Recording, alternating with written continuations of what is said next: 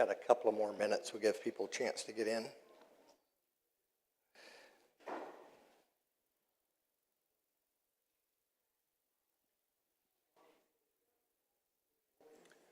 While we're waiting for that last minute, let me take the moment to say thank you for the opportunity to teach the class. I've enjoyed it. First Corinthians is clearly a challenging study. This study will continue. Today is my last week, and Mark Mosley will begin next week, and he's going to begin in chapter 9, I think. So, and let me just say this about chapter 8. We're in chapter 7. We're going to finish in chapter 7 today. We're not going to actually really get to chapter 8. But in discussions between me and Mark, that was kind of decided that Mark preached on really 4 lessons on Romans 14 and partly in Romans 15. And if you take that study and apply it to 1 Corinthians 8, you've really kind of studied 1 Corinthians 8. Matter of fact, he made references to 1 Corinthians 8 during those lessons. But 1 Corinthians 8, from 7 to 8, there's a complete change in topic. Paul then addresses the things related to the worship of idols, things sacrificed to idols. That's a topic that you're probably familiar with if you've been a student of the New Testament. It's a subject that comes up. And again, it's like I said in Romans chapter 14, the principles outlined there apply to this chapter. But Paul in chapter 8 switches to this idea of liberty and knowledge. He addresses those who have knowledge. He says, we all have knowledge. Some people really, lift themselves up with their knowledge and become arrogant. He addresses that in the beginning of that chapter. And then he drops some knowledge on them. He basically talks about, we know that there's only one God. If I can paraphrase greatly. We know that there's only one God, and we know that these idols that people worship are not really gods, although they claim them to be. And we know that the things sacrificed to idols are nothing. So he says, we know that this doesn't mean anything. But having said that it doesn't mean anything, we also know that it still means something to some people. That in the minds of some, things sacrificed to idols still have some meaning. And so he then cautions those who knows that it doesn't mean anything, that their behavior not result in a stumbling block to those to whom it still has meaning and cause them to violate their conscience. And so Paul basically says, if it's up to me, I'll never eat meat again before I'll create a stumbling block for someone else. So that's the point that Paul talks about in chapter 8. We're not going to get to that today. And Mark's going to begin in chapter 9, although I suspect he may come back and summarize 8 a little bit more. So just wanted to make a point of that, because chapter 7 today, we'll be lucky if we get through it. I'm going to try to skip things to make sure we do get to the end if we need to. But let me just say this. Last 2 classes, I've begun with some other subject matter to help us in how we study, and I want to do that again today. Context is one of the most important things in Bible study. What's the context of a scripture? So I've mentioned that when we see a writer in the New Testament quote an Old Testament passage, that you should be careful to go and look at the context of the passage that he quotes from, because usually there's a bigger meaning, there's a bigger point. And you'll understand why he's quoting that if you go back and look at the context in which you find that one verse that's being quoted. He's really referring to this whole chapter or a section of a book, the context. And nowhere that I can think of is context more important than in 1 Corinthians chapter 7.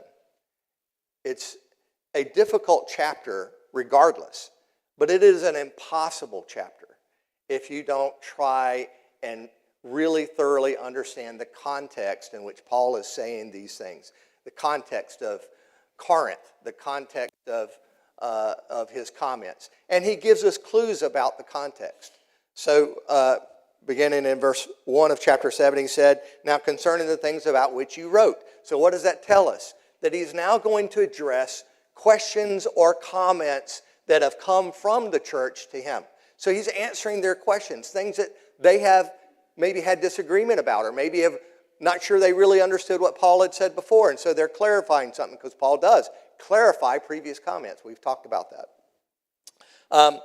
So he says, let me talk about the things that you're asking questions about. And the first thing that he talks about is, it is good for a man not to touch a woman. And I have suggested to you that Paul there is saying, this is what you've said, it's good for a man not to touch a woman, in response to all of Paul's teaching about sexual immorality, which was a huge problem in Corinth. So we need to understand that. This is a giant problem in the city of Corinth, sexual immorality of all shapes and forms, and how people were behaving. And in fact, he says back in chapter 6, he lists all of these sins, and he says, and such were some of you. You were participants in all of these things previously, prior to becoming a Christian. And so that's part of the context. There are questions about his teaching on sexual immorality. So we said in the beginning of this chapter, Paul is saying, when I said it's good for a man not to touch a woman, I wasn't referring to you married people. I wasn't telling you to stop having relations with one another, because any sex is immoral. That wasn't the point. And so he clarifies that. But you have to understand the context to kind of get the point and understand what he's saying. So he says, that's not what I was saying.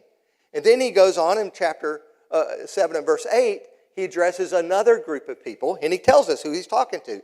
But I say to the unmarried and widows, and I suggested to you that in this particular verse that the word unmarried is referring specifically to widowers. So he's addressing widowers and widows, in my opinion, those who've been married and who've lost their spouse in death.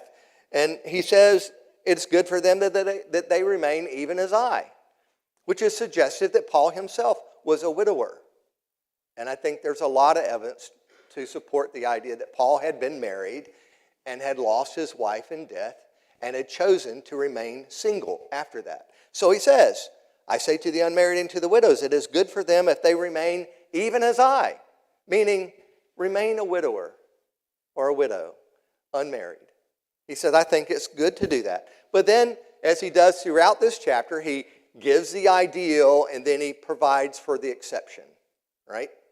So here he says, it's good for them that if they remain even as I, but if they do not have self-control, that is, if they are not able to live celibate, if they are giving in to their lustful passions and are committing fornication, he says, it's better that you marry.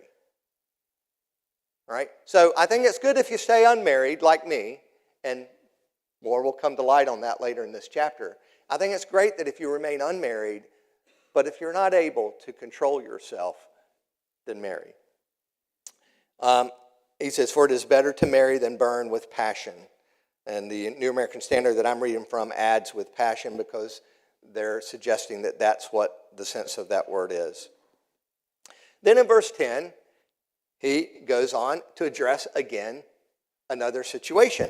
He says, but to the married, so he just addressed the widowed and widower, and now he says, for those of you that are married, and now he's already talked about people that are married and answering specifically, it's good for not touch a woman, which they had applied to marriage. So he's talked to married people already. But now he says, to the married I give instructions, not I but the Lord. Now what does he mean? Because Paul does here say in this chapter, not I but the Lord, and not the Lord but I, more or less. And he's simply saying, the Lord spoke specifically on this. And on other occasions, he says, the Lord didn't say this, but I'm saying it. And Paul defends his authority as an apostle to be speaking in the Spirit of God. In other words, what Paul says, what he binds on them, is the same as the Lord binding it on them. But in this particular beginning, he says, the Lord even talked about this. He says, not I but the Lord, that the wife should not leave her husband. So what is he saying? To the married people, don't leave your husband. Now, the immediate context of this could be in this idea that these Corinthians, some of them think they've reached this super heightened spiritual state in which they're saying it's good not to touch a woman. In fact, maybe I'll even leave my husband and not even be married. I think that's the immediate context, even if we might say, well, this would apply beyond that context, maybe so. But he says, it's good that a wife should not leave her husband. But if she does, so now, here's the exception. Maybe there are some circumstances where a wife leaves her husband. So maybe that's going to happen. If she does, she must remain unmarried or else be reconciled to her husband. And the husband should not divorce his wife. And I think the implication there is, you can reverse all of this. You can say a husband is not to leave his wife, but if he does, he must remain unmarried or else be reconciled to his wife. But Paul leads with the circumstance of the woman. In a Jewish context, women couldn't leave their husbands. But in a Roman context, in a Greek culture, wives could leave their husbands, and he's addressing that culture. He says, and he begins, to the married, not I but the Lord, that the wife should not leave her husband, but if she does leave, she must remain unmarried or else be reconciled to her husband, and that the husband should not divorce his wife. Now, we are not going to take time. I recommend that you go back to Matthew chapter 5 and read the Lord's comments, which Paul is referencing here. You can find those in Matthew chapter 5. You can find them in Matthew chapter 19, virtually identical in those two places where Jesus talks about marriage and divorce. And famously in those two scriptures, he appears to make an exception for an unfaithful spouse. All right? Whether you know it or not, there's a debate about whether or not that's what that means. And I'll leave it to you to go and study that debate. But there is a debate. There are people who believe that that exception is there, and there are people who explain that exception in some other way. All right?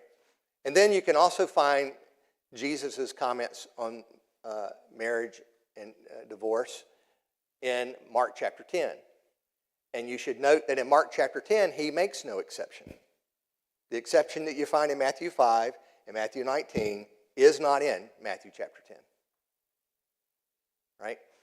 And that exception is not found in 1 Corinthians 7 when Paul speaks of the Lord in his comments. He doesn't make that exception. Right? So I'll leave it to you to study that. I don't think that's really the main point of 1 Corinthians chapter 7. 1 Corinthians chapter 7 is not primarily a passage on marriage, divorce, and remarriage. That is incidental to the point Paul's trying to make, and I hope that I get that across today. So he says that a wife should not leave her husband, and the husband should not divorce his wife. If they do, they should remain unmarried or else be reconciled to one another. Then he moves on. And let me just say, we'll get to this, but we may be very rushed by the time we get to this. Paul seems to make all these, if you look at the context, there seem to be different contexts, different situations that he's addressing. But he comes back again in the end. In verse 39, he says, a wife is bound as long as her husband lives. But if her husband is dead, she is free to be married to whom she wishes, only in the Lord. So there he says, a wife is bound to a husband as long as her husband is alive. If he dies, it's good that she remain unmarried. But if she chooses to marry, she should marry in the Lord, meaning she should marry a Christian. Right? Now, in between these two passages, there's going to be another situation that we're going to talk about in a few moments. But it's interesting to me that after Paul has talked about all of these things, he sums up by saying, you're married for life. You're married for life. And I think there's a great emphasis put on that.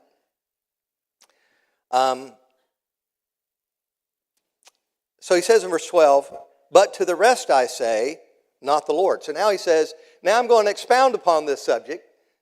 Jesus didn't talk about this aspect of it, but I am. And we could take some time to go and show that the apostles were authoritative. We're going to assume that and not take the time to go and prove that this morning. But Paul speaks under the understanding that what he says is as good as the Lord saying it. But he's just pointing out that the Lord didn't talk about this, but I am. So now he is going to, I'm going to try to stay up with my PowerPoints today. So now, number 6 there, he's going to give instructions to Christians married to unbelievers.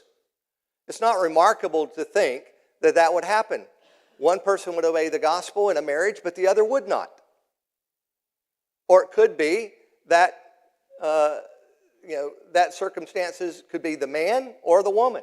And so he's going to address that. He says, "The rest I say, not the Lord, that if any brother has a wife who is an unbeliever and she consents to live with him, he must not divorce her." So don't think, and again we go back to context, he's saying don't think that somehow for you to be pure, for you to live as Christ wants you to live, that now you have to move this unbeliever out of your life. That's the context of this comment. You can't remain with an unbeliever and serve Christ. He says, no, that's not true. He says, if a brother has a wife who is an unbeliever and she consents to live with him, he must not divorce her. So he says, don't divorce your unbelieving spouse. He says, and a woman who has an unbelieving husband and he consents to live with her, she must not send her husband away. And we have all known people in this set of circumstances. We have all known this set of circumstances. Then he says some things from verse 14 to verse 16 that are a little hard to understand. They're a challenge. He says, for the unbelieving husband is sanctified through his wife, and the unbelieving wife is sanctified through her believing husband. For otherwise your children are unclean, but now are holy. So what does he mean there? Well, what he does not mean, let's begin with what he can't mean. He doesn't mean that your unbelieving husband, since he's married to you, is somehow in a state of salvation. He says, the unbelieving wife is sanctified through her believing husband, and the unbelieving husband is sanctified through... He doesn't mean they're saved, or else verse 16 makes no sense. Because in verse 16 he says, for how do you know, O wife, whether you will save your husband? Or how do you know, O husband, whether you will save your wife? He's going to go on and speak of salvation, and as though we don't know if that's going to result. But what he's saying here in verse 14 is a certainty. So in what way is the unbelieving spouse sanctified, and in what way are their children made holy through their marriage? And I think there are a couple of possibilities. It could be, one, that there are blessings that flow to the Christian. And that those in their household will receive those blessings as well. That's one possibility. But I think the more likely answer, and it's not necessarily an either or, it could be both.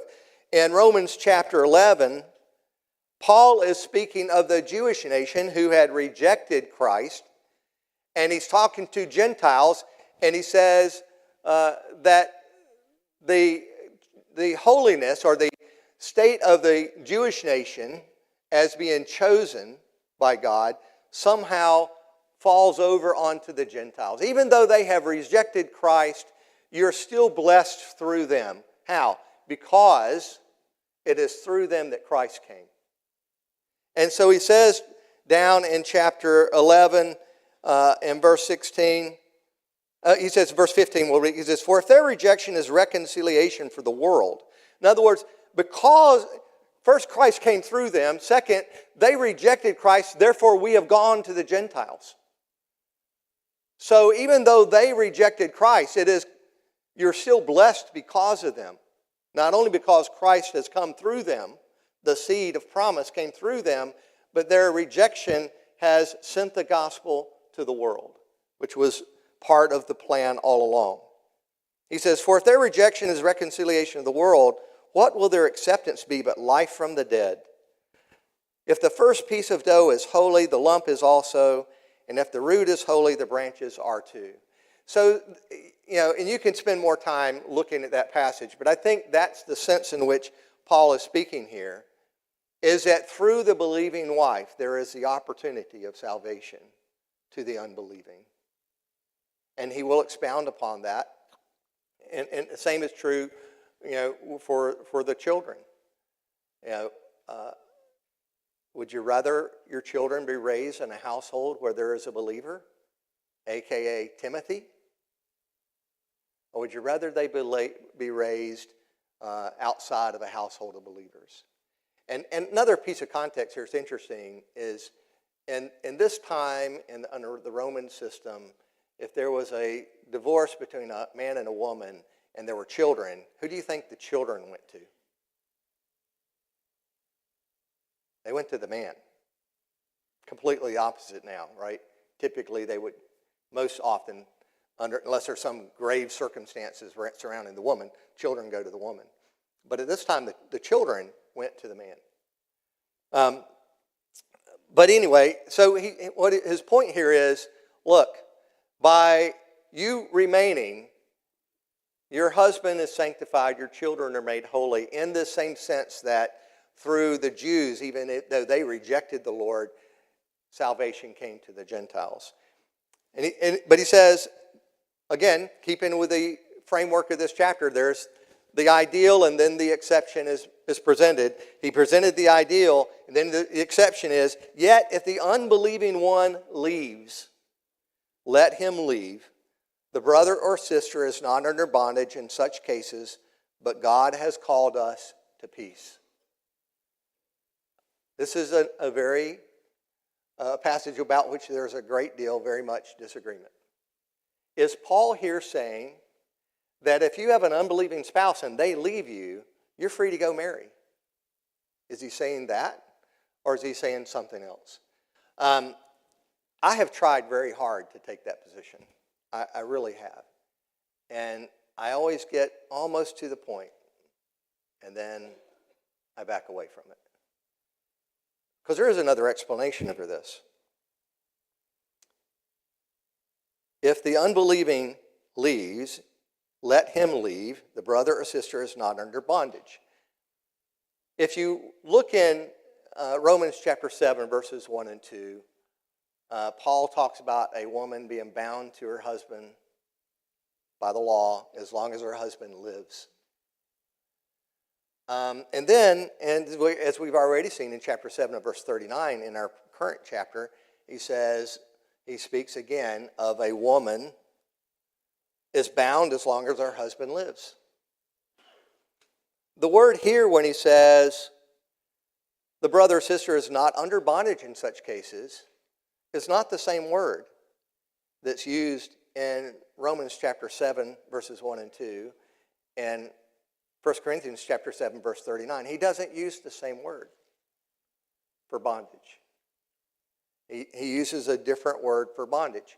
In fact, and you can say, well, we use the same word all the time to refer to, two different words all the time to refer to the same thing. Yeah, you could make that argument. But Paul could be saying here, you're not under any obligation to resist or to fight or try to maintain this marriage. If they leave, let them leave. We're called to peace.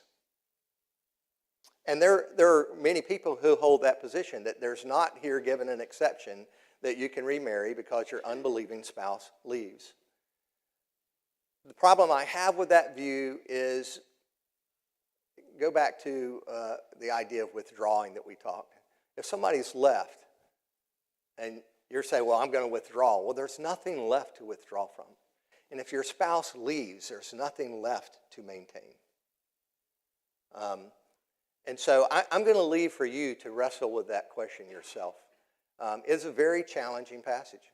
It is, and people who find themselves in this type of situation, I encourage you.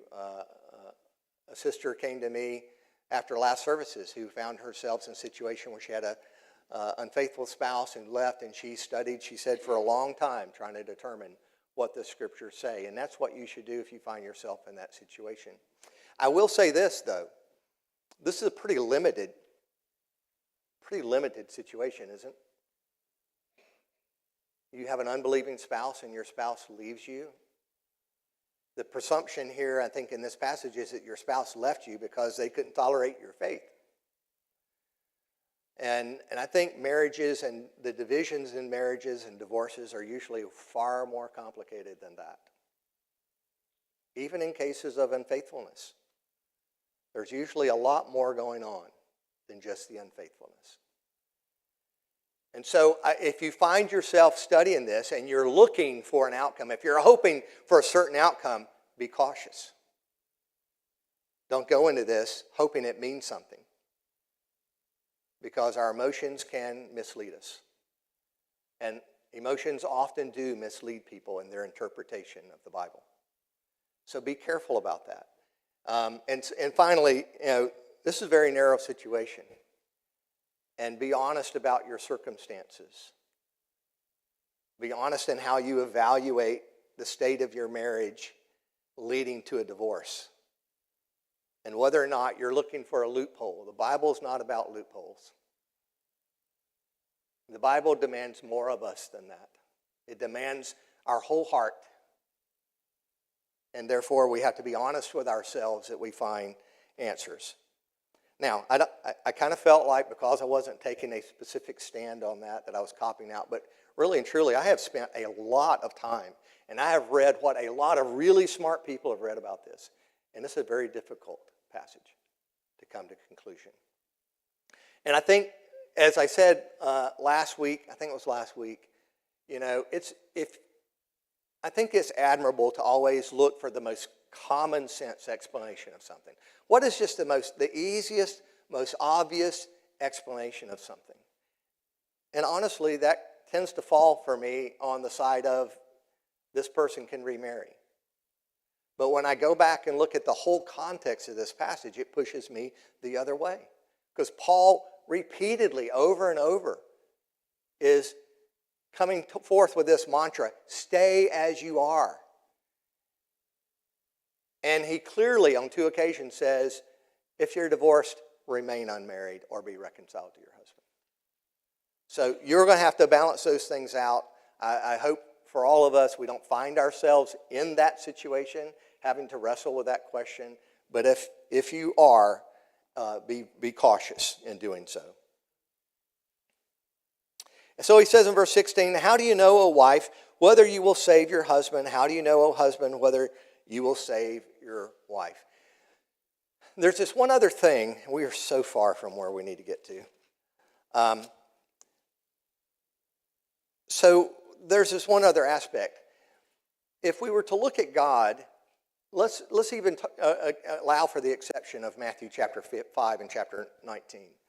You know what there is an opportunity for the original husband and wife, even when one's been unfaithful? You know what there's an opportunity for?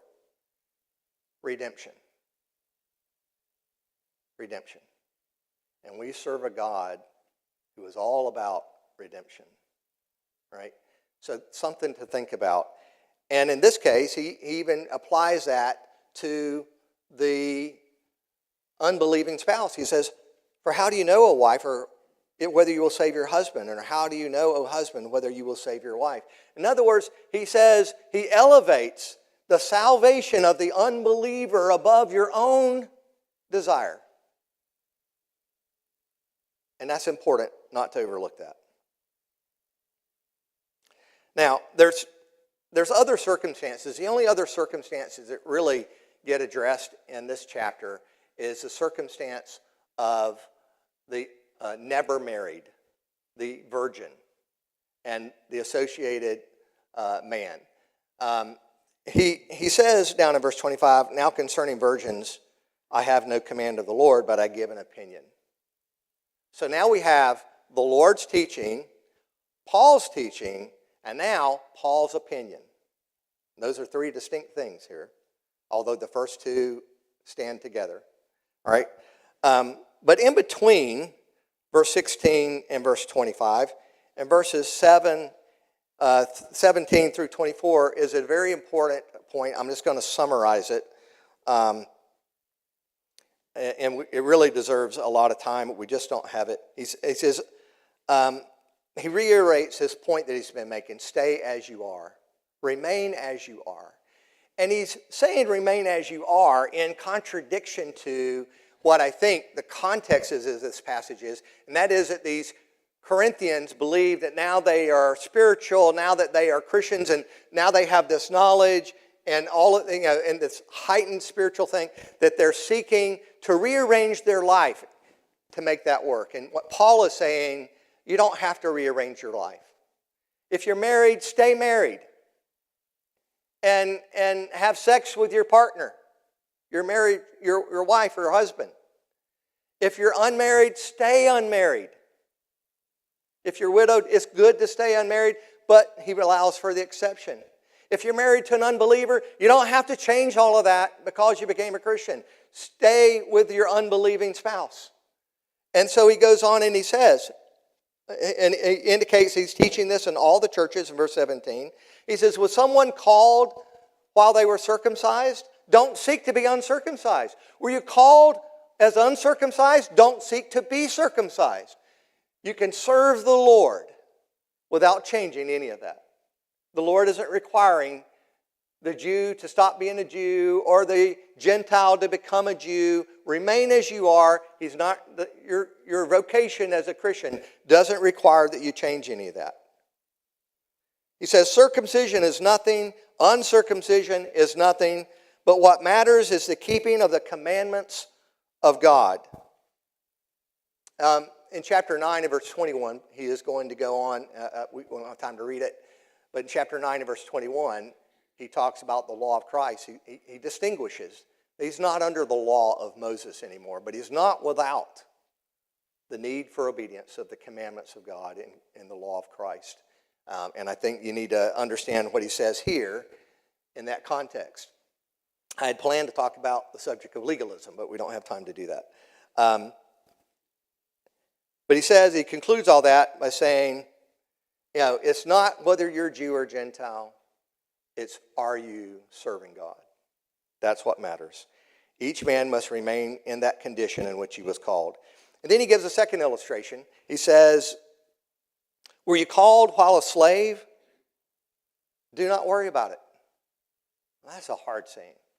But again, you have to understand the context. The typical situation that's being described here as a slave is someone who's something more along the lines of what we think of as an indentured servant. It doesn't have to be just that, but people sold themselves into slavery regularly. That was common in the city of Corinth. Others may have been bought through some set of circumstances, and they're now a slave. And Paul says, are you a slave? Were you a slave when you obeyed the gospel? Don't worry about that. You can serve Christ as a slave. Were you free when you became a Christian? Then good for you. You're now Christ's slave. He says, if you were converted as a slave, you are now Christ's freedman. That's the word that would have been used to refer to someone who was a slave but had been set free. And often, by the way, slaves were set free but continued to work as a hired servant, as a hired worker for their master. So the American context of slavery doesn't really fit here, and yet it's hard for us not to bring that into this passage, right? But it's a completely different situation that's being described here. And so we have to, again, focus on the context of Corinth. But he says, and I think this is such an important part of this context here, he says, for he who was called in the Lord while a slave is the Lord's freedman. Likewise, he who was called while free is Christ's slave. And the point here is you're serving Christ. And that is more important than your earthly, worldly circumstances. And you can serve Christ as a single person. You can serve Christ as a married person. You can serve Christ as a slave. And this comes up because there were many in Corinth, probably 25% of the population. You can serve Christ as a slave. You can serve Christ as a free person. In any case, you're still a servant of Christ. He does say, Don't worry about being a slave, but if you are able also to become free, rather do that. It's better to be free. And if the circumstances come about that you can become free, then by all means do that. And he also says, do not make yourself a slave of men. He says, you were bought with a price. Do not become slaves of men. And I think here he's using that in a metaphorical sense. And that becomes obvious in this next section. So I'm going to skip. We have just a few minutes left, and I want to go to what I think is the most important part of the rest of this chapter. He's going to, beginning in verse 25, he's going to address another situation, the virgins, as I said before. And that really continues all the way through verse 38. But in the middle of that, there's some explanation given. I will say this. If you read the New American Standard Bible, verses 36 through 38, you will read something very different than if you read the New International Version. Because there's some debate about what the original text is referring to. The New American Standard Bible assumes it's talking about fathers with virgin daughters and whether or not he's going to give them in marriage, and they were under a dowry system. A lot of things there that have nothing to do with our culture. The New International Version and many other people think that he's talking about the betrothed. And he's talking about a man who is betrothed and what does he do about this woman that he's betrothed with. And he certainly is talking about that in verses 25 through 28. He is talking about the betrothed there. He's not talking about people that are bound to wife and getting married. He's talking about, are you bound to wife? And he's talking about virgins here, not people who've been married. He's talking about virgins. That's what he begins the context with. But you can go study all that. But I want to go to this verse 29. Well, let's read verse 28. It says, but if you marry, you have not sinned, and if a virgin marries, she has not sinned. Yet such will have trouble in this life, and I'm trying to spare you. He has said over in verse 26, he's made reference to a present distress. So the context of all he's talking about here is the stress in the world for the Christian. And so Paul, that's behind Paul saying, it's really good not to be married because of everything that's happening. And he elaborates on that. I'm out of time. I'm going to take one more minute here. He says, he goes back to that same subject in verse 29. He says, but this I say, brethren, the time has been shortened. The time has been shortened. Here's this idea of the end of the world. Here's this idea of the changing of the world that he spoke about earlier in the letter. That our view, our understanding of what is going to come should change how we view the world. And so he elaborates that. He says, the time has been shortened so that from now on those who have wives should be as those who had none. And those who weep as though they did not weep. And those who rejoice as though they did not rejoice. And those who buy as though they did not possess. And those who use the world as though they did not make full use of it. What in the world is Paul talking about? Paul is saying, you're going to have to look at the world differently. All of these things, weeping, relationships, weeping, rejoicing, buying and owning, using the world, he says, the form of this world is passing away. So the most important part of the context of everything Paul says is this. Don't be full of the world. Understand that this world is passing away. Live your life with that understanding. So that's the most important aspect of that chapter. I have really enjoyed teaching and appreciate all the conversations that I've had with many of you about the things